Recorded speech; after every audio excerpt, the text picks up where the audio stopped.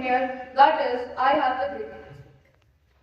I'm happy to join with you today in what will be the greatest demonstration for freedom in the history of our nation. 5 years ago, a great American in whose symbolic shadow we stand today signed the Emancipation Proclamation. This momentous decree came as a great beacon light of hope for millions of Negro slaves who had been seared in the flames of withering injustice. It came as a joyous daybreak to end the long night of their captivity. But 100 years later, the Negro is still not free. 100 years later, the life of the Negro is still sadly crippled by the manacles of segregation and the chains of discrimination. 100 years later, the Negro lives on a lonely island of poverty in the midst of a vast ocean of material prosperity.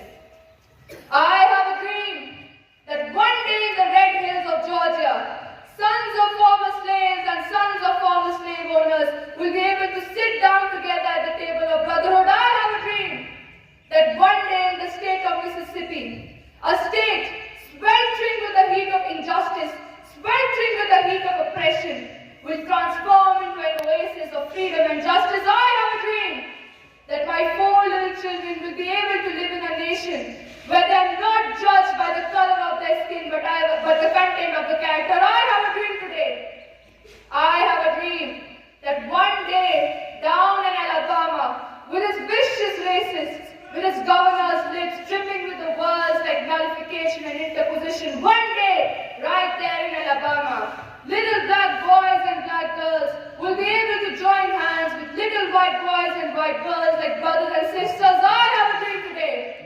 I have a dream that one day all valleys shall be exalted, all hills and mountains shall be made low, the rough places will be made plain, the crooked places will be made straight, and the glory of the Lord shall be revealed, and all the flesh shall see it together. This is our hope, and this is the faith that I go back to the South with. With this faith, we'll be able to transform the jamming discords of our nation into a beautiful symphony of brotherhood. With this faith, we'll be able to work together, to struggle together, to pray together, to go to jail together, to fight for freedom together, knowing that we'll be free one day. And this will be the day. This will be the day when all of God's children will be able to sing out with new meaning. My country, it is of thee, sweet land of liberty, of thee I sing. Land where my fathers died, land of the pilgrim's pride. From every mountainside let freedom reign. And if America is to be a great nation, this must become true. So let freedom reign from the prodigious hilltops of New Hampshire. Let freedom reign from the mighty mountains of New York. Let freedom reign from the snow-capped Rockies of Colorado. Let freedom reign from Stone Mountain of Georgia. Let freedom reign from Lookout Mountain of Tennessee. Let freedom reign from every hill and every molehill of Mississippi. From every mountain hillside, let freedom reign.